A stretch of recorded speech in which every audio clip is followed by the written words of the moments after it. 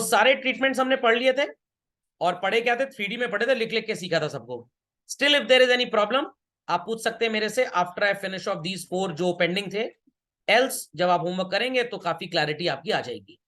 सबसे important homework फिर से रिपीट कर रहा हूं, 50 तक का टेबल याद कर लीजिएगा। 2 1 2 से लेकर 2 12 24 तक, 3 1 3 से 3 12 36 तक, 50 तक के टेबल टिप्स पे होने चाहिए। लॉजिक समझ में आ गया? परसेंटेज नहीं आता है अगर निकालना, 5th क्लास 6th क्लास की मैथ्स की किताब उठाइए और परसेंटेज सॉल्व कर डालिए, क्योंकि आने वाले टाइम में प्रॉब्लम अकाउंट्स में कभी नहीं होगी, सिर्फ मैथ्स में ही होगी। आप कैलकुलेशन कर नहीं पाएंगे और उसके बेसिस पे आपकी रिकॉर्डिंग गड़बड़ा जाएगी। और अगर आपका कैलकुलेशन गलत है बट आपने रिकॉर्डिंग ठीक की है, टीचर आपकी कॉपी में बनाएगा ऑडी का सिंबल। तो बहस और गैया मत करिएगा टीचर से, सर कैलकुलेशन ही तो गलत है, बाकी तो सही है। सब्जी ही तो कच्ची है, बर्तन तो ठीक था। पैसे सब्जी के दिए जाते हैं, बर्तन के नहीं दिए जाते। ओके, चलिए, ready everybody?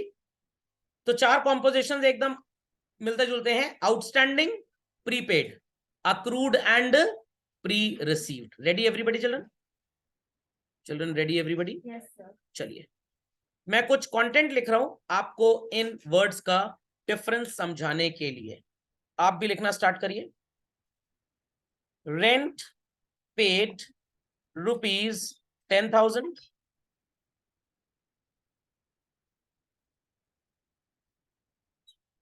rent received ₹25,000, rent yet to be paid oblique outstanding oblique due ₹2,000. Be quick, be quick. Rent yet to be received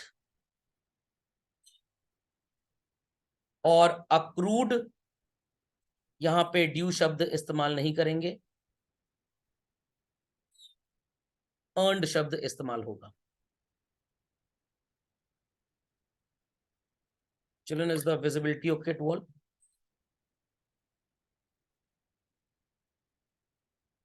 Rent prepaid oblique paid in advance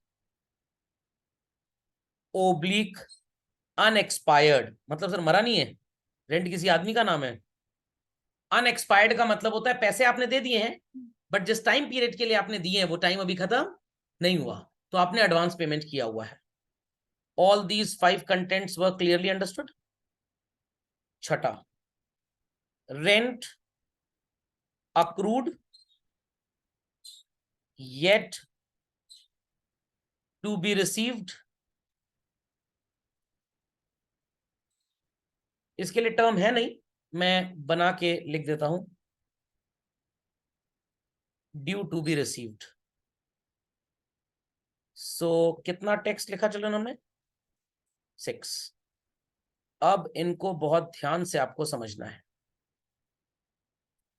बहुत ध्यान से।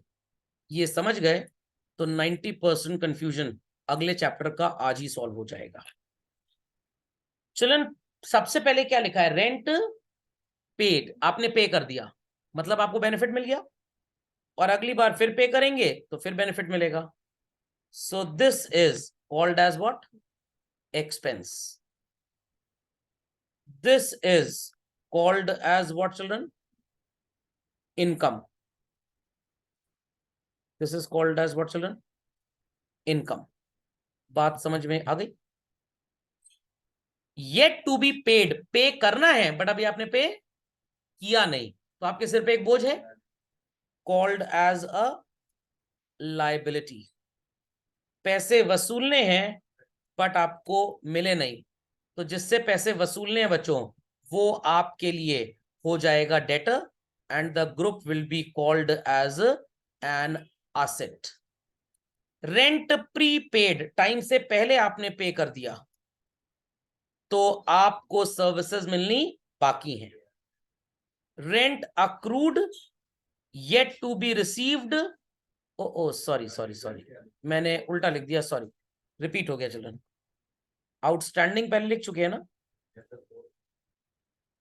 इनकम हो गया, एक्सपेंस हो गया, दो category liability की होगी, sorry, pre received children, sorry, pre received, आप इसके लिए लिखेंगे ऑलरेडी रिसीव्ड, एंड यहां पे आप लिखेंगे unearned. Sorry for the repetition. आपके टेनेंट ने आपको किराया टाइम से पहले दे दिया, बट आपने सर्विस तो दी नहीं, तो आपकी कमाई नहीं है, बोझ है आपके सिर के ऊपर, what you will be calling it as liability. So आपको दो एग्जाम्पल लाइबिलिटी के नजर आए, दो एग्जाम्पल आपको नजर आए एसेट के, और एक एग्जाम्पल एक्सपेंस और इनकम का नजर आया। कंफ्यूजन सॉल्व करने के लिए मैं एक ट्रिक आपको बताता हूं। अगर आपने किसी लड़के को चलते हुए सड़क पे देखा, दाढ़ी भी नहीं है, मूछा भी नहीं है, और ठीक ठाक फिजिक का है, जॉ लाइन भी थोड़ी चौड़ी नहीं है, तो आप बोलेंगे होगा 12-13 साल का, मूछे भी हैं, दाढ़ी भी है, जॉ लाइन भी थोड़ी चौड़ी है, तो 12-13 साल का तो नहीं होगा, अडल्ट होगा कि नहीं होगा, या अडोलसेंट की एज में होगा, पापा जी टाइप लग रहा है, क्योंकि बात समझ में आ गई। वही चीज यहां पे भी चल रही, मूछ और पूंछ की कहानी है पूरी। अगर रेंट, इंटरेस्ट, कमीशन के साथ शब्द पेड या रिसीव्ड है चिल्ड्रन, पेड है तो एक्सपेंस और रिसीव्ड है तो income. But if the words are yet to be paid, yet to be received, outstanding, due, earned, ऐसी कुछ भाषा का प्रयोग किया गया है, सॉरी टू से आप इसे एक्सपेंस और इनकम नहीं बोलेंगे। What they will be called as children? Liability, asset, liability, asset. सिर्फ रेंट के साथ पेड और रिसीव्ड लिखा है, क्लासिफिकेशन क्या होगा? एक्सपेंस और इनकम का। आपने मम्मी से पूछा कि शादी के पहले आपके नाम के आगे सरनेम कुछ डिफरेंट था, शादी के बाद सरनेम पापा वाली फैमिली का हो गया, तो पहले वाले सरनेम को या मम्मी के नाम को बोलते हैं maiden name. What? Maiden name. अच्छा सर, तभी इंडिया में दादी माँ लोग मम्मी को मेड समझ लेती हैं। मेडन नेम मतलब नानी माँ का सरनेम। खोपड़े में बात गई कि नहीं गई? और शादी के बाद surname keeps on changing. Sir why you are saying keeps on changing? पहले एक शादी होती है, 3-4 होती है, तो keeps on changing and it changes. खोपड़े में बात गई कि नहीं गई? तो आपके पापा का पूरा नाम जो था वही है, बट मम्मी का जो पूरा नाम था वो नहीं है, वो बदल गया। कल्चर ऐसा ही चलता है ना। बट आजकल की लड़कियां थोड़ी चुलबुल पांडे टाइप हो गई हैं, दबंग हो गई हैं, वो पूरा नाम लिखती हैं करीना कपूर खान, जैसे वो Redmi note 9 pro dynamic ultra. समझ में आया कि नहीं? Max, mini max, micro max, मोस्टो मैक्स। समझ में आई बात कि नहीं आई? कंफर्म। वही चीज बच्चों यहां पे भी है, सर नेम ही पहचान है। I repeat children, sir name ही पहचान है। कोई स्टूडेंट मिले और मेरे को बताए सर मेरा सर नेम ना अंबानी है, मैं उसकी फीस बढ़ा दूंगा। समझ में आया? सर मेरा सर नेम माल्या है, उसको डिस्काउंट मिलेगा। खोपड़े में बात गई कि नहीं गई? समझ में आ गई बात? तो अगर आपको रेंट, इंटरेस्ट, कमीशन, जो भी इनकम और एक्सपेंस के हेड्स थे, इनके साथ ये सब टेक्स्ट अगर मिल जाता है तो आप उसे क्या बोलेंगे? लायबिलिटी और एसेट। बट अगर सिर्फ पेड और रिसीव्ड लिखा है और कुछ नहीं है तो क्या बन जाएगा? तो पेड और रिसीव्ड हैं लड़के, और ये हैं पिताजी और भैया जी और मामा जी और मौसा जी, नाना जी, चाचा जी, दादाजी। तो दे आर नॉट इनकम और expenses, what they are? Asset और लायबिलिटी। अब लोग जानना चाहेंगे सर ऐसा क्यों? आपको गोइंग कंसर्न कॉन्सेप्ट पढ़ा था? जिसकी लाइफ शॉर्ट होती है वो बचा हुआ सामान करंट एसेट, और जिसकी लॉन्ग होती है वो नॉन करंट। तो ये जो लॉन्ग लिव्ड है, येट टू बी पेड, पता नहीं कब पे करेंगे, येट टू बी रिसीव्ड पता नहीं कब आएगा, ऑलरेडी पेड पता नहीं बेनिफिट कब मिलेगा, ऑलरेडी रिसीव्ड पता नहीं सेवा देने का मौका कब मिलेगा। Is the timeline defined children? Timeline defined नहीं है। तो आप यहां पे एकदम चुलबुल पांडे की तरह दबंग स्टाइल बोल सकते हैं that it is a long term concept, that's why it is called as asset और लायबिलिटी। एक्सपेंस की डेफिनेशन तो सबको पता थी भाई, क्या बताया था मैंने? Short term benefit derive. तो शॉर्ट टर्म होगा तो आप इसे इनकम और एक्सपेंस बोलेंगे, और लॉन्ग टर्म होगा तो क्या बोलेंगे आप इसे, एसेट एंड लायबिलिटी। तो अगर आपको क्वेश्चन में रेंट रिसीव्ड या रेंट पेड मिलता है, क्या वो एसेट और लायबिलिटी है बच्चों? नो, क्या है वो?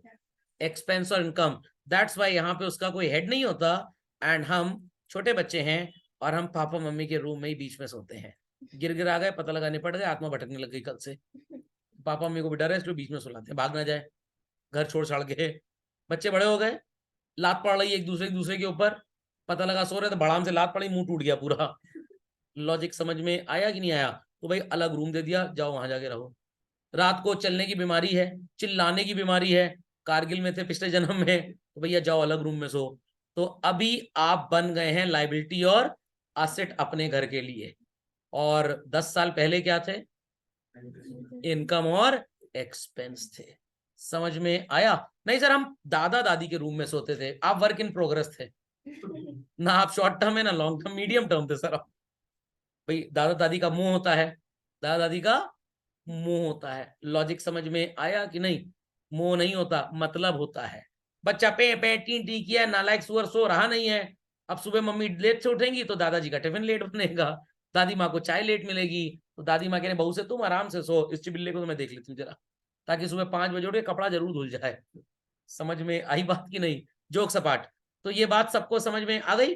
तो जब भी रेंट इंटरेस्ट कमीशन के साथ ये रामायण लिखी हो तो आपको वाल्मीकि कैसे बनना है, समझ गए? मिकी माउस बन जाइएगा। और अगर रामायण गायब है तो हमारा भी कोई बहुत रिश्ता नहीं है समझने में, हम उसको किसके साथ एडजस्ट करेंगे? कैपिटल के साथ। तो कैश लिख लेते हैं, थोड़ी सी जगह छोड़ के। एसेट में एक आप लिख देंगे what is called as prepaid expense. Sir इसका मतलब मुकेश अंबानी हमारे एसेट हैं? बिल्कुल। आपने जियो का 399 का रिचार्ज कर लिया, बट क्या पूरी सर्विस आपको आज ही मिल गई? 84 डेज का रिचार्ज है, आज से 83 डेज अभी नेटवर्क काम करेगा। हर दिन मुकेश अंबानी फोन करेंगे, डेटा कहीं के, फोन काट दिया, फिर मिला डेटा कहीं के, फोन काट दिया। समझ में आया कि नहीं? फिर वो आपको फोन करेंगे 84 में, दरिद्र कहीं के रिचार्ज तो कराओ। समझ में आई बात कि नहीं? तो जरा टेक्स्ट मार्क कर लीजिए, अक्रूड इनकम, पैसे मिलने वाले हैं बट अभी मिले नहीं है, वो मनहूस हमारी जायदाद है। प्रीपेड, हम ऑलरेडी दे चुके हैं तुमको पैसा, तुमने सेवाएं नहीं दी, you are my debtor. And यहां पे आप क्या लिखेंगे? Pre received income and children outstanding expenses. Please copy this fast. ये कैश के बाद बीच में जगह मैंने जानबूझ के छोड़ी है, बिकॉज रियलिटी में जब आप क्वेश्चन करेंगे तो स्टॉक, फर्नीचर, डेटर वगैरह होगा ही होगा। B quick, be quick. Homework अगर मैंने आपको दिया हो शायद ये टर्म्स बीच में आए होंगे, अभी तक तो आप नहीं कर पाए थे, बट अब आप कर लेंगे इसको। Okay, be quick, be quick.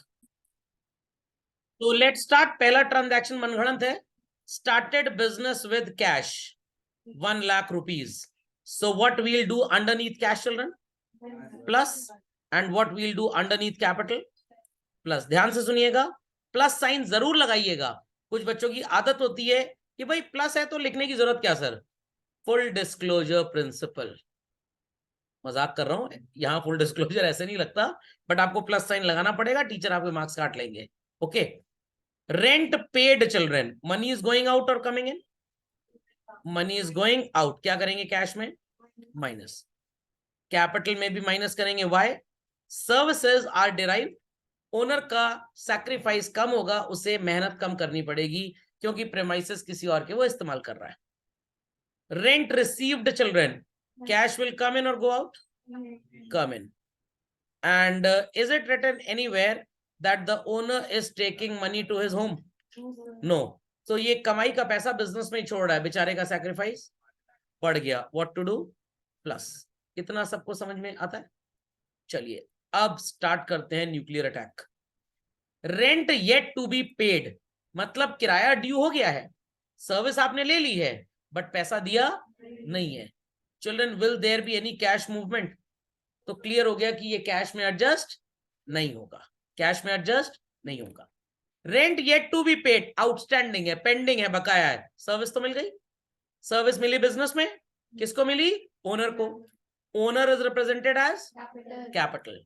तो इसको सर्विस मिल गई, मतलब इसका सैक्रिफाइस कम हुआ, इसने रिसोर्स नहीं अपने पास से लिया, he got it from somebody, that somebody provided him the property for which he is supposed to pay the rent, but इसने रेंट अभी पे नहीं किया, तो इसको सेटिस्फैक्शन मिल रहा है उस सर्विस का, उस जगह का, इसका त्याग, सैक्रिफाइस कम हो गया.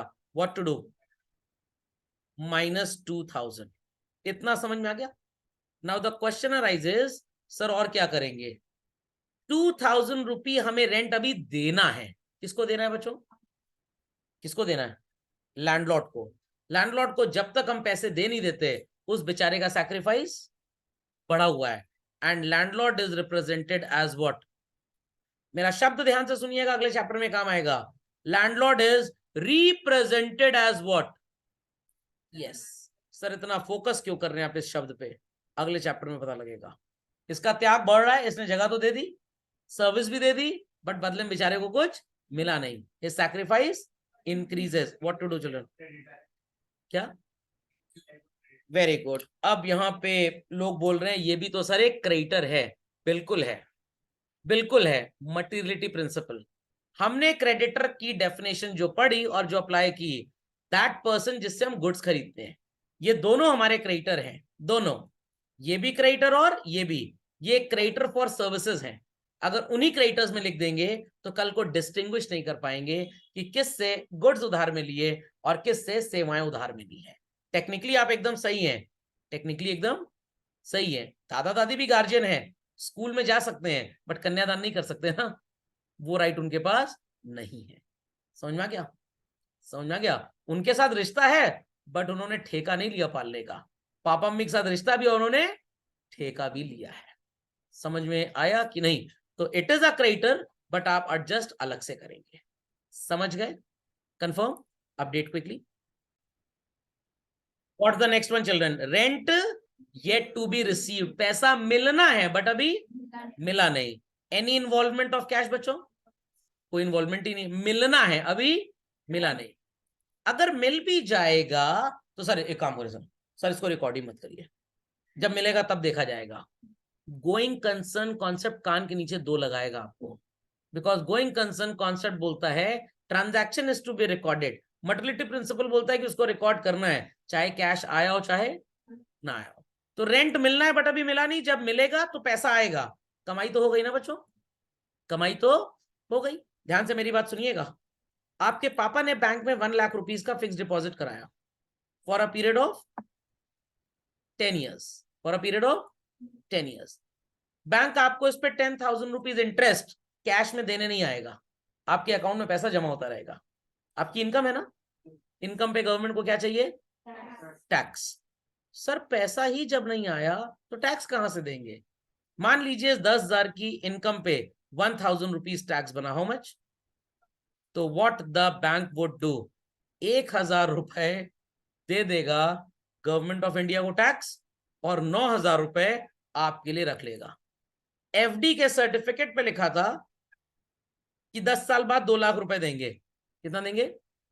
2 लाख. आपको 10 साल बाद मिला 1,90,000 रुपए. कहां गया मेरा पैसा? हर साल आपको जो टैक्स का पैसा देना था, गवर्नमेंट ने सीधे बैंक से वसूल लिया. सर ये तो गलत चीज है. जाइए सरकारी दरवाजा खटखटाइए. होता ऐसा ही है देश में. होता, सर मेरी इनकम पे तो टैक्स भी नहीं बनता था, काहे ले लिए?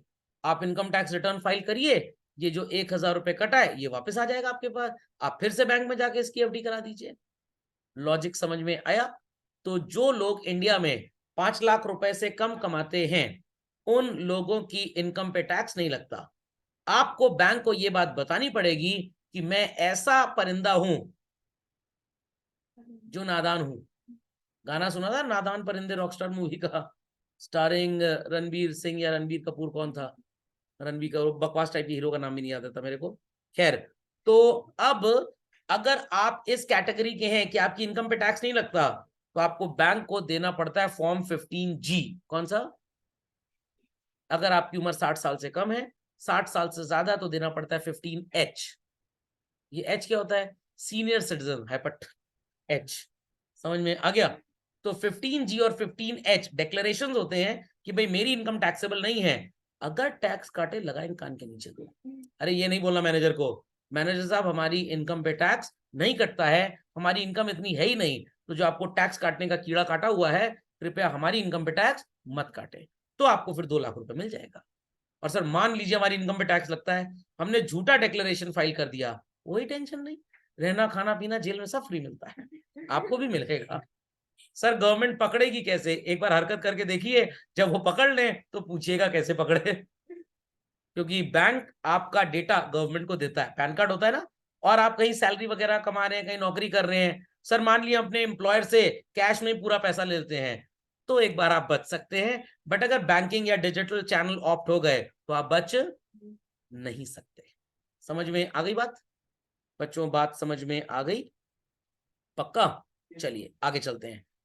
तो क्या पढ़ रहे थे हम लोग? Rent yet to be receive, मिलना है बट अभी मिला, कल को तो मिलेगा ही मिलेगा। इनकम हो गई है, कंजर्वेटिज्म नहीं लग रहा है इस पे, ये एंटिसिपेटेड नहीं है। एंटिसिपेटेड तो किराएदार पूछ के गया प्रॉपर्टी खाली है, हमने रेंट रिकॉर्ड कर लिया। अरे भी पूछ के गया है, अब उसने किराए पे आपकी प्रॉपर्टी ली नहीं है, यहाँ पे किराए पे प्रॉपर्टी ले ली है, नालायक ने सिर्फ किराया दिया नहीं है, तो इनकम आई नहीं है बट कल को आएगी, अक्रूड हो गई है, ये इनकम है बट अभी मिली नहीं है। तो जब तक उस इंसान से आपको पैसे मिल नहीं जाते, ये इंसान आपके लिए डेटर है कि क्रेडिटर है? Debtor in the name of accrued income. What? Accrued income. तो अक्रूड इनकम में बच्चों आप प्लस कर देंगे 2000 रुपी। इन फ्यूचर ये पैसा आएगा तो कहां पे आएगा? इन द बिजनेस आएगा, तो कहां आएगा? In the business. अभी तो नहीं आया ना, किसको मिलेगा? ओनर को। ओनर इज रिप्रेजेंटेड एज, आएगा पैसा तो इसको मिलेगा, कमाई अल्टीमेटली इसकी जेब में जाएगी। Anywhere it is being said कि ये पैसा घर ले गया? नो। कहां पे रख रहा है ये? बिजनेस में। बेचारे का सैक्रिफाइस पड़ रहा है, व्हाट टू डू? प्लस कर देंगे। मैं ABCD मार्क कर देता हूं, या 1 2 3 4 ताकि आपको याद रहे। This was the first treatment children, this was the second, this was the third, and this was the fourth. So capital में क्यों प्लस किया सर? पैसे तो आए नहीं, accrual basis. Income will be recorded irrespective cash is received or it will be received. Sir ना record करें तो? अब ये बताया ना, ना रिकॉर्ड करेंगे तो क्या होगा? रहना खाना पीना जेल में फ्री। तो आप इनकम बुक्स में दिखाएंगे, चाहे मिली हो चाहे ना मिली हो। समझ में आ गई बात? रेंट मिलना है, कैसे खर्चा हो जाएगा भाई? अंग्रेजी की भी एक क्लास ज्वाइन करनी पड़ेगी। जो पैसे मिलने हैं वो खर्चा कैसे हो जाएगा? जो देगा उसके लिए खर्चा है ना, आपके लिए क्या है? मैं खड़ूस आप लोग के लिए हूं, ज्यादा होमवर्क देके घर वालों को थोड़ा हूं, उनके लिए तो मैं बहुत अच्छा हूं। समझ में आ गया कि नहीं आ गया? ज्यादा होमवर्क देने वाला खड़ूस होता है, ज्यादा सुख देने वाला खड़ूस नहीं होता, उसको एंटी खड़ूस बोलते हैं। चलो आगे। Rent pre paid, paid in advance, पैसा गया, पैसा गया, तो कैश कम हो जाएगा। क्या कर देंगे आप इसको? कैश में माइनस। दिमाग की बत्ती जलाइए, मेंटोस खाए बगैर। प्रीपेड है बच्चों, टाइम से पहले आपने किराया दे दिया, मिलेगा कोई सेटिस्फैक्शन? नो। जिस मनुष्य के पास गया, he is indebted to you, he is indebted to you. पैसे चले गए उसके पास बट उसने कोई सर्विस नहीं दी, तो बच्चों ही इज योर डेटर और क्रेडिटर? पहले तो ये बताओ, पैसे हैं उसके पास, जैसे उसके पास सामान होता था बट पैसे नहीं दिए उसने, सर्विस नहीं दी, debtor in the name of what? Prepaid expense. Benefit बढ़ रहा है इस इंसान का कि घट रहा है? बढ़ रहा है। What to do? सर बढ़ने दीजिए, सर बढ़ने दीजिए। क्या करेंगे? प्लस करेंगे 1000 रुपीज। समझ गए? Update quickly, if there is any query please ask. आखिरी प्रजाति पे आते हैं, क्या लिखा हुआ है बच्चों? Rent pre received, already received, unearned मतलब कमाया नहीं है बट आ गया पैसा। Any effect on cash balance children? Cash balance would increase. What to do? Plus. But आपको पैसा टाइम से पहले मिल गया, कमाई है आपकी?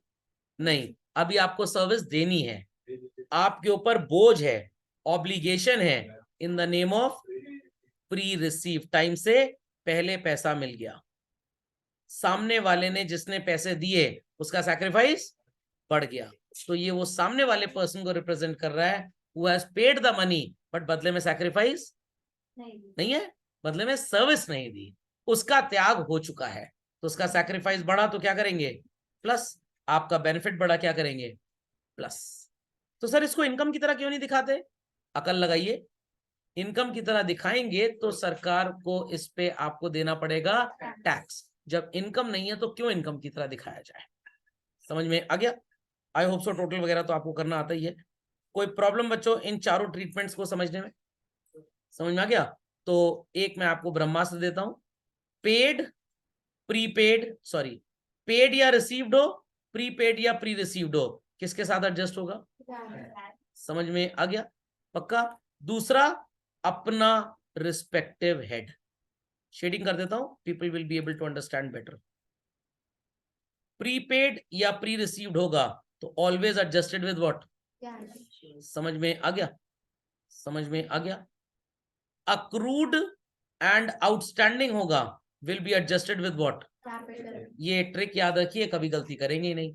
तो पेड और रिसीव्ड है या प्रीपेड और प्री रिसीव्ड है, will definitely be adjusted firstly under its own head and then with capital, और फर्स्टली कैश, और firstly with cash then underneath its own head. Accrued और प्री रिसीव्ड है तो एक तो अपने हेड पे एडजस्ट होगा और दूसरा कहां एडजस्ट होगा, कैपिटल में। समझ गए, मार्किंग कर लीजिए, मार्किंग कर लीजिए फास्ट। चलो सो कुछ मैंने होमवर्क दिया था आपको शायद इस सेट से, कि इस सेट से कुछ भी नहीं था। अच्छा चलिए, तो इससे अब जितने पेंडिंग क्वेश्चंस बचे हैं till question number 9th we have already done, तो 8 तक जितने बचे हैं पेंडिंग आप कर लीजिएगा, ठीक है। चेक करते हैं from the other set TSG and DKG। और आज होमवर्क और ज्यादा है, नेक्स्ट क्लास में आप जब आएंगे तो DKG के सारे क्वेश्चंस और TSG के सारे क्वेश्चंस कंप्लीट करके लाएंगे। या एक काम करिएगा, आप DKG के सॉल्व करिएगा, बस पहले मैं उसको चेक करा दूंगा फिर TSG करिएगा। मान लीजिए गलत करेंगे तो फिर दोनों में रिपीट हो जाएगी गलती। तो DKG के जितने क्वेश्चंस हैं you are suppose to do it by next class. क्या इस सेट में जितने वो तो करने ही करने। चलो ready everybody, practical question number 1 से स्टार्ट है बच्चों, कहां तक करने हैं मार्क कर लीजिए। DKG मैं बता देता हूं, मैं बताता हूं। चिल्ड्रन 1 से लेकर 9B तक, 1-9B इन DKG मार्क किया। 1-9B फर्स्ट आप कर चुके हैं, 9B तक मार्क करिए। प्रैक्टिकल क्वेश्चन, थ्योरी क्वेश्चन दूंगा मैं होमवर्क में। 9B तक आप मार्क कर लीजिए, जो कर चुके हैं थोड़ा फिर से करेंगे, मतलब बीच में हो सकता है मैं आपको कोई क्वेश्चन भूल जाऊं देना, तो इसलिए मैंने 1 से 9B बता दिया। एडिशनल क्वेश्चन चिल्ड्रन 22 से लेकर 29 तक, 1-9B एंड एडिशनल क्वेश्चंस 22-29, 1 से 9, 22 से 29 मार्क कर लिए। 1-9 एंड 22-29 mark up quickly. चलो, so question number 1 was checked in the previous class children. इसके बाद होमवर्क में 2 दिया था मैंने आपको, चेक आउट 2A चेक कर लीजिए, रिव्यू किया होगा लोगों ने शायद। Cash plus capital plus 50,000, furniture plus and cash minus 500, stock plus and creditor plus 4,000, stock minus 500, cash plus 700 and children capital plus 200, ये प्रॉफिट का अमाउंट है। Okay, cash plus 200 and capital also plus 200, stock plus and cash minus 1,000, then children capital minus 700 and cash also minus 700, then children cash minus 400 and creditors also minus 400, and then children cash and capital both minus 200. सही है? Yes sir. चलिए, was this 2B given? Yes sir. Check. Cash plus capital plus 120, typewriter plus and cash minus. अगर office use की जगह personal use लिखा होता तो typewriter का हेड ही ना होता, कैश और capital. Stock plus and cash minus 50,000, stock plus and creditor plus 40,000। सही है, ध्यान दीजिएगा। फिफ्थ पे 60 के गुड्स को 80 में बेचा है, 60 के गुड्स को 80 में बेचा है। स्टॉक माइनस 60, डेटर में प्लस किया है कि क्रेडिटर में कर दिया? डेटर, क्रेडिटर वो होता है जिससे खरीदते हैं, समझ में आ गया। एंड कैपिटल में प्लस क्या करेंगे बच्चों? 20,000। ये आपने रेंट और सैलरी एक साथ एडजस्ट किया, 35 यूनिट की अलग अलग किया? एक साथ कर दिया तो चलिए अब ठीक है, अगली बार से मत करिएगा, अलग अलग ही करना पड़ेगा। Cash minus and capital minus, दो सेपरेट लाइंस। एक ही चीज तो पूरे क्वेश्चन में हो रही है, क्या कर रहे हैं? Refer answer. हर बच्चा एग्जाम में अकाउंटेंसी में प्रैक्टिकल सही करता है, एक ही जैसा करता है। क्या लिख दे? Refer this roll number. हर दिन नहाते हैं क्या? नहाना ही छोड़ दे, हर दिन गंदे होते हैं तो। हर दिन घर में वही दाल चावल बनता है, आत्महत्या कर ले, सुसाइड कर दें, हर ट्रांजैक्शन में वही काम हो रहा है। बट आप थोड़ी सी इज्जत रखिए फुल डिस्क्लोजर प्रिंसिपल की। ओके, समझ में आया? समझ में आया? हर साल मैं यही पढ़ाता हूं, मैं किसी बच्चे के यहाँ भेज दूं आपको, पढ़ाए हो जाओ, जाके उससे पढ़ लो। मजाक मत करिए please. Cash plus and capital plus 800, then cash minus and capital minus 5,000। Any doubts? Many doubts? Please ask if there is any doubt. चलिए बच्चों, 2B में किसी को doubt? Was third question given? Cash plus capital plus 2 lakh. कुछ मक्खी सिंह पांडे होंगे जिन्होंने सी transaction देख के छोड़ दिया होगा, बट कम से कम ए बी डी तो कर ही लेना चाहिए था। सी भी करिए, गलत करिए, छोड़िए कुछ मत बच्चों, छोड़िए कुछ मत, गलत करिए। कैश और क्रेडिट ये ट्रांजैक्शन एक साथ किया है या अलग अलग किया है? ये आपको वैसे एक साथ करना पड़ेगा। क्यों? क्योंकि पूरे ट्रांजैक्शन में स्टॉक कॉमन है। सर वहां पे भी तो कैश और कैपिटल कॉमन था। बिल्कुल सही, बिल्कुल सही।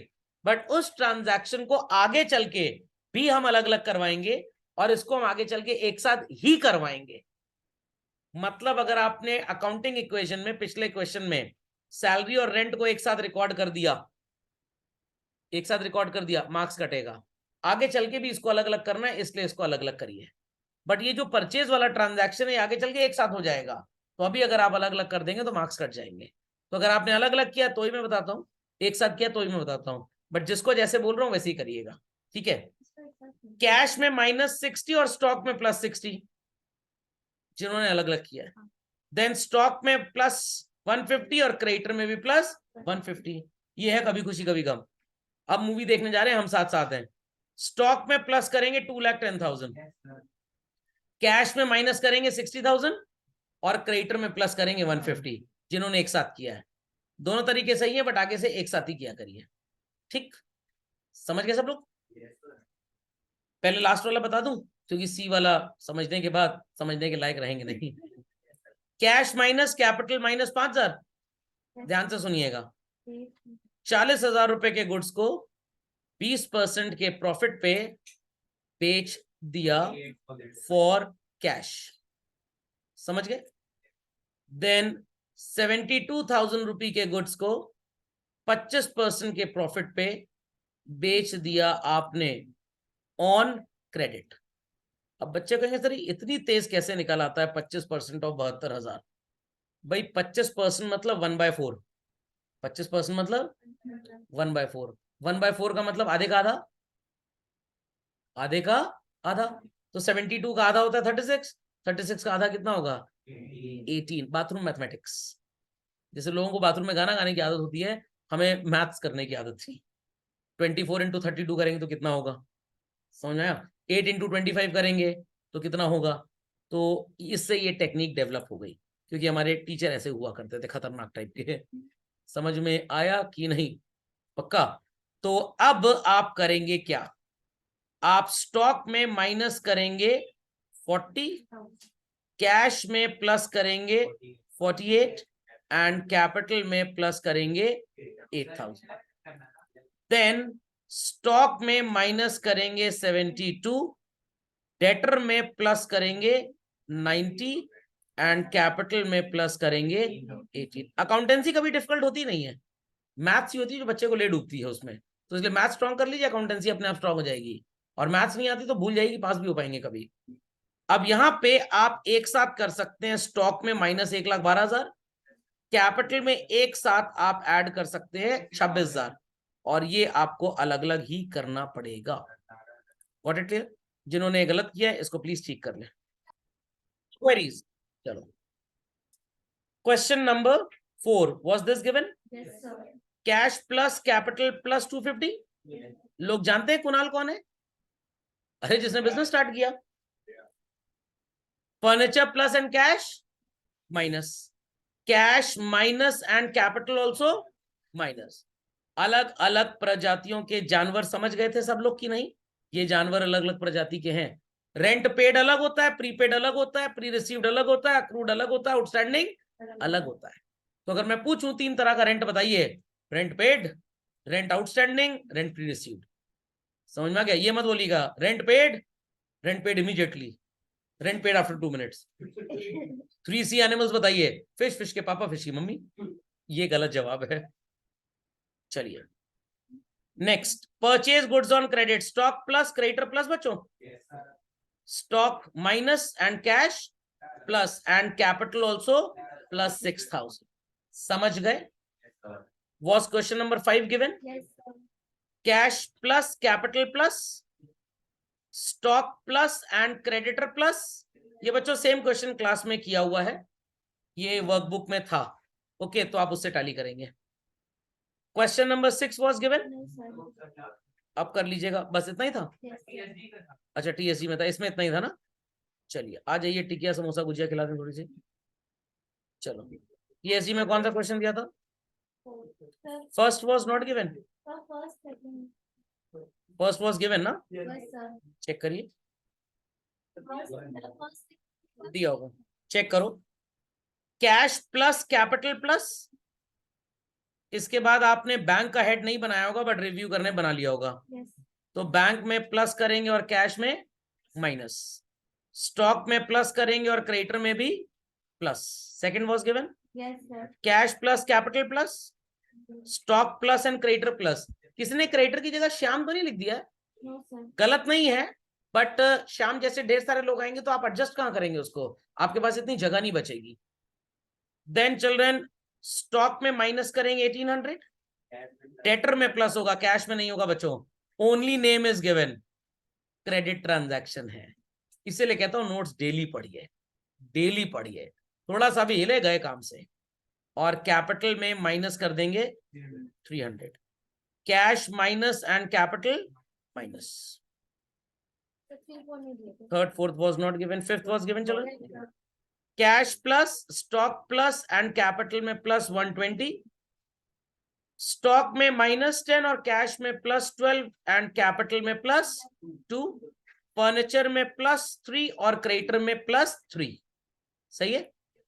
आई hope so I am not very fast. No, sir. 6 was given children, Yes, sir.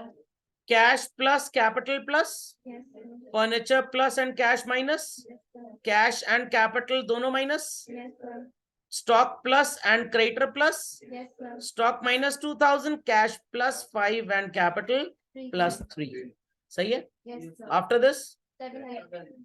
ये सब क्वेश्चन के नाम पे कलंक है सर, एक ही साथ देते पूरा question. Cash plus capital plus, इसलिए ताकि आप इतने क्वेश्चन सॉल्व करके कॉन्सेप्ट को एकदम कंठस्थ कर लें, एम्बेडेड हो जाइए। ब्लड टेस्ट हो तो होमोग्लोबिन ना निकले, अकाउंटिंग इक्वेशन निकले। कैश प्लस प्लस करेंगे, स्टॉक को प्लस करेंगे, स्टॉक प्लस करेंगे 50,000, cash -30 and debtor +30। Oh sorry, I made a mistake, sorry, creditor. वो मैंने अगला ट्रांजैक्शन देख लिया था जिसमें सेल है, तो मेरे दिमाग में डेटर आ गया। चेक करिए बच्चों, एक साथ किया अलग अलग किया है? 2000 इसका प्रॉफिट और 3000 इसका प्रॉफिट। आप डेटर में प्लस कर देंगे 18,000, Yes, sir. कैश में प्लस कर देंगे 12, स्टॉक में 10 और 15 या 25 एक साथ स्वादानुसार।